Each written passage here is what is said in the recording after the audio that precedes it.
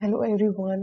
In this video, I am going to discuss about SSC CPF CAPF medical examination. My name is Kavya and I have been selected in DPSI in 2019. So basically, मैं अपना personal experience share करूंगी और कुछ important guidance and tips जो आपके upcoming medical examination के लिए बहुत हेल्पफुल होगा. So let's get started. पूरे मेडिकल एग्जामिनेशन का एक जो बेसिक है that is you must be in a good mental. Bodily health होनी चाहिए आपकी, free from any physical defect होना चाहिए. सो दिस इज बेसिकली पूरा एक मेडिकल है जिसको मैं एक छोटे छोटे पार्ट्स में डिस्कस करूंगी. This is written in notification, so I thought कि यहाँ पे ये इम्पोर्टेंट है. अब सबसे पहले बात करते हैं कि जब मेरा मेडिकल एग्जामिनेशन हुआ तो एग्जामिनेशन होने से पहले जब हम कोई भी एग्जाम देने जाते हैं तो यस कुछ बेसिक फॉर्मेलिटीज होती हैं. लाइक हमें जो हमारा अटेंडेंस हो गई या जो हमारी पर्सनल डिटेल्स होती है, फॉर्म फिलिंग होती है, ये सारी चीजें होती हैं. इसके बाद जो है हमारा जो मेन मेडिकल एग्जामिनेशन होता है वो स्टार्ट होता है. सो सबसे पहले आता है आई विजन, जो one of the very important parameters है and very strictly being checked. So सबसे पहले हम आई विजन की बात करेंगे, दैट इज लेफ्ट आई. जो लेफ्ट आई आपका विजन कितना होना चाहिए? लेफ्ट आई आपका विजन होना चाहिए 6/9, जिसको हम वर्स आई बोलते हैं. सो इस फ्लो चार्ट में ये जो मैंने डार्क कर रखा है इसके जस्ट ऊपर वाला जो लाइन है एटलीस्ट आपको यहाँ तक दिखना चाहिए. लेफ्ट आई की कंडीशन है या बेसिकली ये वर्स आई की कंडीशन है. और जो राइट आई है ये जिसको हम बेटर आई भी बोलते हैं, इस फ्लो चार्ट में आपको ये जो सर्कल है यहाँ तक आपको दिखना चाहिए. अब words I and better I का क्या मतलब होता है? लेट सपोज अगर आप राइट हैंडेड हो तो जो आपका राइट साइड का जो आई है वो बेटर आई होगा. एंड इन केस आप लेफ्ट हैंडेड हो तो जो लेफ्ट साइड की जो आई है वो राइट आई होगी. ओके, ये जो भी आई विजन है ये विदाउट ग्लासेस है. आप विथ स्पेक्स नहीं है. सो विदाउट एनी करेक्शन आपका आई का विजन ये होना चाहिए. सेकेंड चीज जो चेक होती है आई से related, that is squint eye ball rotation. जो हमारी आईज का जो ब्लैक कलर में बीच में जो बॉल होता है उसका डायरेक्शन. लेट सपोज कि अगर आप लेफ्ट में देखते हो तो आपका जो मूवमेंट है आई बॉल का वो लेफ्ट डायरेक्शन में होना चाहिए. इन केस अगर आप राइट में देखते हो तो वो डायरेक्शन जो है आपका राइट में होना चाहिए. सो ये था हमारे आईज के आई विजन को लेके. यहाँ मैंने आई चार्ट के डिफरेंट डिफरेंट पिक्चर्स लगा रखे हैं. हमें सिर्फ अल्फाबेट्स नहीं और भी बहुत सारे पैटर्न्स होते हैं जो कि हमें स्क्रीन में देख के बताने होते हैं. लाइक ये एक अल्फाबेट वाला हो गया. इस तरीके से ई वाले पैटर्न होते हैं जो हमें बताना होता है कि किस डायरेक्शन में ई है, डाउन में है, लेफ्ट में है, राइट में है. एंड कुछ सर्कल वाले भी पैटर्न्स होते हैं जो हमें देख के बताने होते हैं. एटलीस्ट 3 to 4 जो पैटर्न्स होते हैं we are being told to कि हम उनको रीड करके बताएं कि उनमें क्या लिखा है. सो यस, इतना अगर आप रीड कर लेते हैं तो there is no issue. Colour blindness की बात करेंगे. Colour blindness basically eye vision से इजी होता है. इसमें हमें कुछ नहीं करना होता है. इस तरीके से डॉट डॉट्स पैटर्न्स होते हैं, इनके बीच में कुछ अल्फाबेट्स लेटर्स या कोई पैटर्न ड्रॉ होता है जिसको हमें बताना होता है.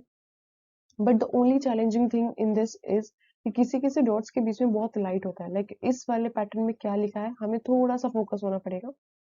एंड द रेस्ट बाकी सारी एक बुकलेट होती है उसको पूरी सारे लेटर्स हमको बताने होते हैं.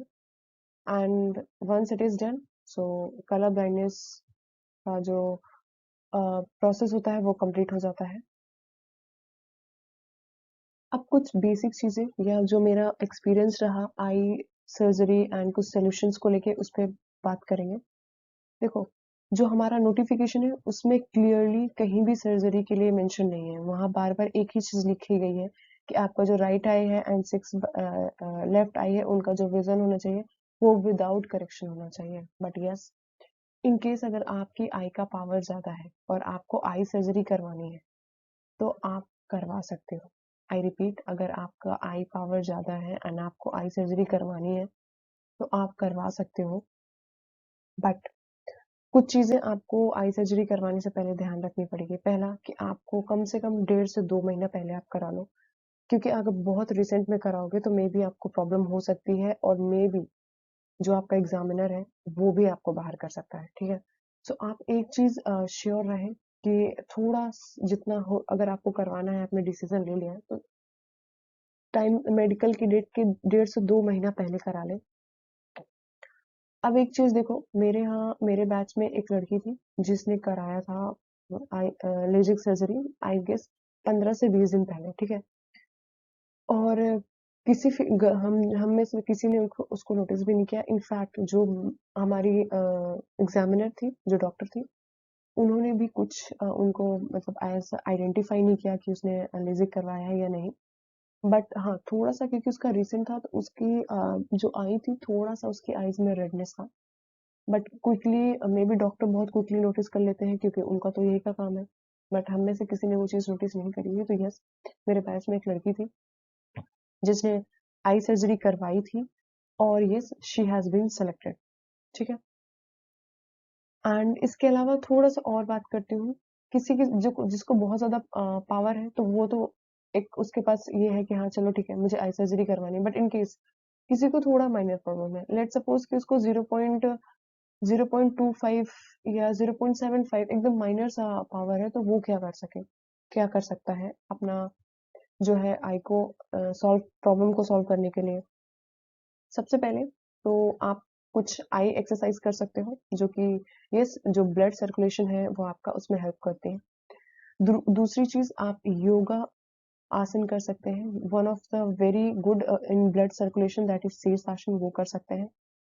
एंड अगर आपको लगता है कि आपका आई पावर है या आपको थोड़ा बहुत जो है देखने में थोड़ा इशू हो रहा है, तो मेक श्योर कि आप एक बार आई डॉक्टर को जरूर विजिट करें। इससे आपको थोड़ा सा ओवरव्यू मिलेगा कि अच्छा, चीजें ऐसे ऐसे होती हैं, ऐसे स्क्रीन पे हमको देखा जाता है, इस तरीके से हमको लेटर्स बताने हैं।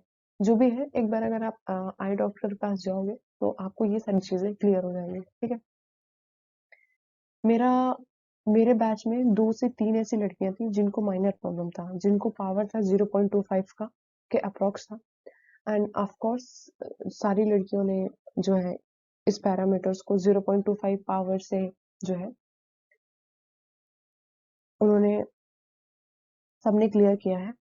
एंड बस देखो, ये सारी चीजें आप करोगे, टू बी वेरी ऑनेस्ट, मैं ये नहीं कहती कि आपका जो प्रॉब्लम है वो 100% क्योर हो जाएगा। बट यस, अगर आप 1.5 से 2 महीने पहले ये चीज स्टार्ट कर देते हो मेडिकल के, so when you do such things, so आपको कहीं ना कहीं एक पॉजिटिव थॉट एंड एक पॉजिटिव पॉजिटिव इमेज आपके दिमाग में सेट होती है कि हाँ, मेरा आई विजन जो है अच्छा हो रहा है। एंड यस, एक पॉजिटिव थॉट आपके जो माइंड है वो या सबकॉन्शियस माइंड है वहां पे ये स्टैब्लिश करेगा, so that will helpful in your medical examination. End of course ये थोड़ा बहुत क्योर करता है। Alright, so this is all my personal experience, hope this is helpful. ये हाइट एंड वेट की बात करें तो ये एक फ्लो चार्ट मैंने लगा रखा है। ये क्राइटेरिया है कि अगर ये आपकी हाइट है, यस, जो मिनिमम हाइट रिक्वायर्ड है सीपीयू एग्जाम्स के लिए 157 सेंटीमीटर इन जनरल केस के लिए मैंने ले रखा है। अगर आप हिली एरियाज हो तो आई गेस 154 या 55 हाइट है। सो उसके अकॉर्डिंग आप देख लेना कि आपका हाइट क्या है। एंड अगर आप देखो, मेडिकल एग्जामिनेशन से पहले आप फिजिकल एग्जामिनेशन देते हो तो यस ऑफ कोर्स आप ऑलरेडी आपने रनिंग करी है तो आपका जो बॉडी वेट है वो मेंटेन होगा। बट कभी कभी क्या होता है ना, इतना मेडिकल से फिजिकल से मेडिकल में गैपिंग की वजह से ओवरवेट होने के चांसेस हो जाते हैं, ठीक है। सो यस, आपका जो वेट है और हाइट है उसके अकॉर्डिंग आप उसके आसपास रहें, ये नहीं एकदम एग्जैक्ट उसके आसपास रहेंगे तो कोई इशू नहीं होगा। बट इन केस अगर कोई ये भी जानना चाहता है कि मिनिमम वेट कितना होना चाहिए, अगर आपका जो हाइट है या एक, क्योंकि हमारे नोटिफिकेशन में मिनिमम वेट की कोई बात नहीं करी गई है, वहां पे यही लिखा गया है कि कि आपका वेट जो है आपके हाइट के अकॉर्डिंग होना चाहिए। इन केस अगर आपको जानना है कि आपका वेट कम से कम कितना हो, तो एटलीस्ट 40 kg आपका वेट कम से कम हो। I am talking about female category, ठीक है। और बाकी जो भी आपका हाइट है उस हिसाब से आप फ्लो चार्ट या कोई भी फ्लो चार्ट में आप अपने आप को देख सकते हो कि ये पैरामीटर्स हैं। इस फ्लो चार्ट के अकॉर्डिंग इतनी हाइट मेरी होनी या हाइट या वेट होना चाहिए।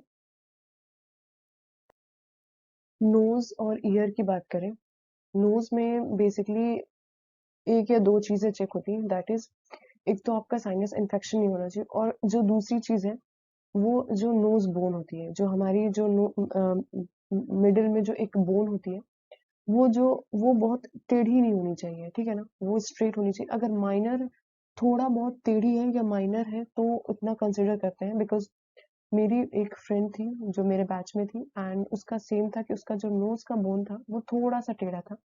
तो यस, थोड़ा माइनर इशू था, बट उसको कंसिडर किया गया and she was being selected. आपको कोई इन्फेक्शंस वगैरह नहीं होने चाहिए किसी तरीके से।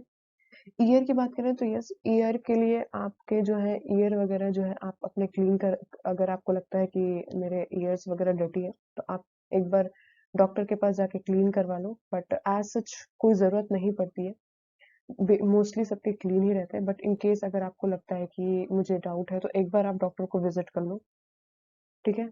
सो आपका जो डाउट है वो क्लियर हो जाएगा। और नोज और ईयर को लेके बहुत ज़्यादा, ईयर को बेसिकली आई बिलीव कि बहुत इशू नहीं है, बट इन केस नोज में अगर आपको प्रॉब्लम, इस तरह की प्रॉब्लम्स है तो यस, अगर आपको मेजर प्रॉब्लम्स है तो यस, आपको प्रॉब्लम हो सकती है। कुछ टेस्ट होते हैं हमारे, सबसे पहले ब्लड प्रेशर होता है। ब्लड प्रेशर एक बार हमारा नॉर्मली चेक करते हैं, एंड इसके बाद फिर थोड़ा जंप करने के लिए बोला गया मुझे कि आप थोड़ा जंप करिए। इसके बाद ब्लड जो है ब्लड प्रेशर दोबारा चेक किया गया। इसके बाद मैं बात करूँ तो टीथ, हमारे टीथ आपके जो प्रॉपर होने चाहिए। देखो, अगर किसी के टीथ जो है ना टेढ़े मेढ़े हैं तो ऐसा कोई इशू नहीं है। ये किसी ने अपने टीथ में थोड़ी बहुत फिलिंग करा रखी है, मैंने मैंने अपने टीथ में खुद एक टीथ में फिलिंग करा रखी है, तो ऐसा कुछ नहीं, ऐसा कोई इशू नहीं है। बस ये है कि जो आपके एटलीस्ट जो मिनिमम है 28 टीथ होनी चाहिए, और टेढ़े मेढ़े हैं और कोई और थोड़ा बहुत इशू है तो ऐसा टीथ का बहुत इशू नहीं होता है। और एक चीज़ जो उन्होंने चेक करी, जो हमारी डॉक्टर थी, कि उन्होंने इन सब के बीच में उन्होंने हमसे पूछा कि आपका नाम क्या है? आप कहाँ से ग्रेजुएट हो? आप कहाँ रहते हो? ताकि वो ये चेक कर सके कि जो आपका स्पीच, जो आपका, आप फ्लुएंट बोल पाते हो कि नहीं? ऐसा तो नहीं कि आप ठीक से बोल नहीं पाते।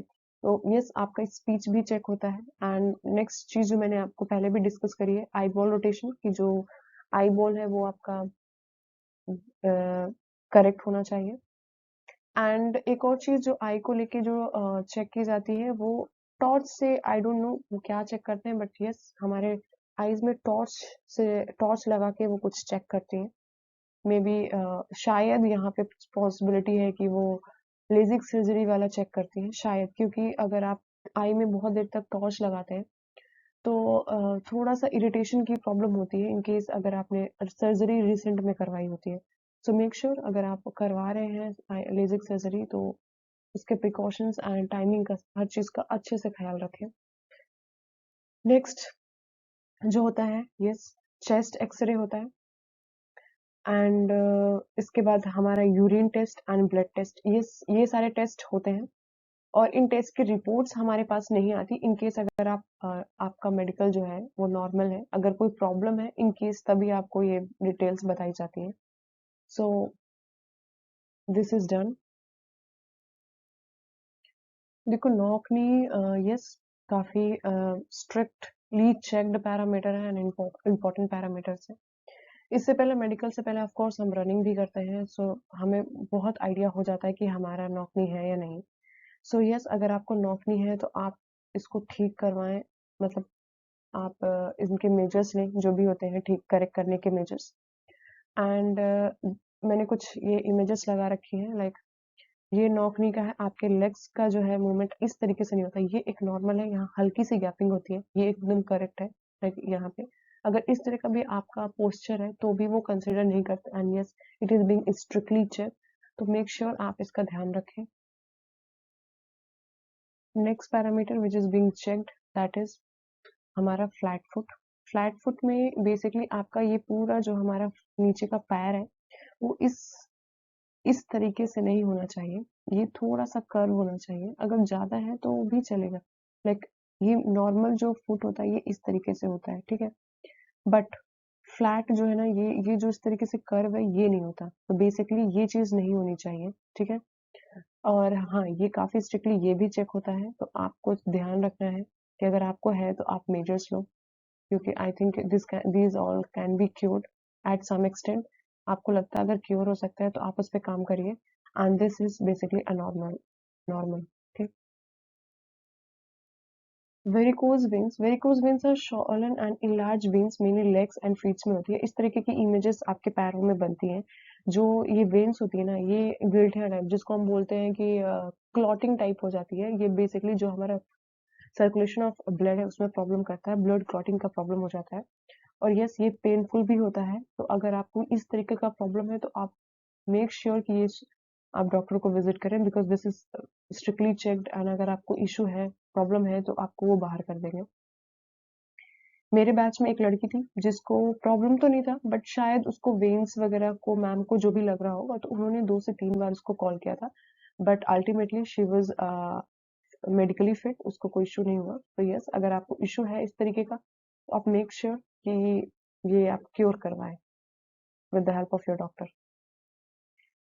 इंटरनल पार्ट्स की बात करूं तो यस, हमारे इंटरनल पार्ट्स लाइक चेस्ट, जो हमारा ब्रेस्ट है, वो चेक होता है, वेजाइनल एरिया चेक होता है, एंड जो भी मैंने इस इमेज में लिखा हुआ है, जो भी मैंने इस स्लाइड में सब कुछ, everything I wrote in this slide, ये सब एक साथ ही होता है। मैंने वन पॉइंटर में बताया है, लाइक हमें एक सेपरेट रूम में वन बाय वन बुलाया जाता है, and we are being asked कि हम जो अपने क्लोथ्स हैं उनको रिमूव करें, and we are when we are in undergarments, so basically हमारे जो वेट चेक होता है दोबारा यहाँ पे, जो हमारी फिंगर्स होती हैं वो उनको चेक किया जाता है कि कहीं कोई कट या कोई इंजरी तो नहीं, स्पेशली जो इंडेक्स फिंगर फिंगर होती है, जिससे जो फायरिंग या जिसको जो टारगेट फिंगर होती है, उससे जिससे हम अपनी जो फायरिंग करते हैं, जो फिंगर का यूज होता है, उसमें कोई प्रॉब्लम नहीं होनी चाहिए। और हमारी बॉडी में भी चेक करते हैं कि कोई मेजर एज सच कोई इंजरी तो नहीं है। जो फ्लैट फुट है, सो जो फ्लैट फुट और वेरिकोज, ये सारी जो चीजें होते हैं, ये चेक होते हैं when we are in are minimum clothes, ठीक है? फुल क्लोथ्स में नहीं होते हम लोग। एंड यस, जब हम चेस्ट एंड वेजाइनल एरिया जब हमारा चेक करती है, तो हमें बाकी कपड़े भी, we have to remove all everything. And yes, ये बहुत सेफली होता है। हमको वन बाय वन एक पर्सन को रूम में इनवाइट किया जाता है, एंड वहाँ पे एक मेन डॉक्टर होती है, एंड 2 और होते हैं, फीमेल्स होती हैं, जो कि जो हेल्प करती हैं बाकी प्रोसेस में। सो आपको कोई भी लाइक वेट चेक होता है, स्पेशली देखो फिंगर्स की मैं बात करूँ तो यस, एक लड़की थी जिसको फिंगर्स की वजह से उसको बाहर किया गया था, क्योंकि जो उसकी इंडेक्स फिंगर थी जिससे हम फायर करते हैं, वो जो मेन फिंगर, जो ट्रिगर वाली जो फिंगर होती है, उसमें शायद उसको कोई कट था जिसकी वजह से वो उसको बाहर कर दिया गया। तो यस, आप ध्यान रहे कि आपकी जो फिंगर्स है, फिंगर टिप्स है, या एज सच कोई इशू ना हो। और एक और चीज, जो जो हमारा जो हाथ का एंगल है, जो आर्म्स के जो एंगल्स हैं, वो सब भी चेक होता है। So this is checked in very private room, private in the sense कि यस, बहुत सेफली होता है। सो आपकी जो प्राइवेसी है या जो भी है, वहाँ कोई इशू नहीं होगा। So it is done with all precautions, so आपको कोई भी टेंशन लेने की जरूरत नहीं है। देखो, टैटू की बात करें तो एज सच मेरे बैच में कोई भी फीमेल नहीं थी जिसने टैटू बनवाया हो। तो I do not have much idea personally, but what is written in the notification वो मैं डिस्कस कर देती हूँ। देखो, अगर आपका जिस आर्म से आप सल्यूट करते हो, उस आर्म में आपका कुछ भी नहीं होना चाहिए, लाइक ठीक है, जिस हिसाब से आपको सल्यूट करना, वहां कुछ भी नहीं, कोई भी टैटू वगैरह नहीं होना चाहिए।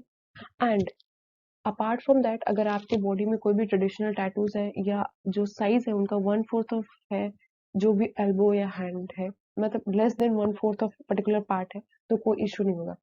वन थिंग, मेक श्योर कि आपका जो है, जिस हाथ से आपको सैल्यूट करना है, उस हाथ में कोई भी टैटू नहीं हो।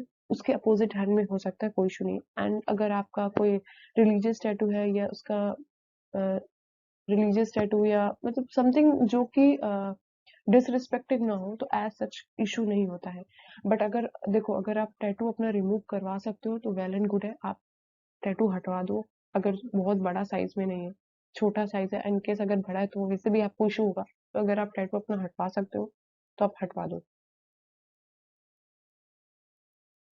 So this is the end of the lecture and hope कि मैंने कुछ important tips and guidance share करी, and that will be helpful for upcoming CPO medical aspirants. Thank you.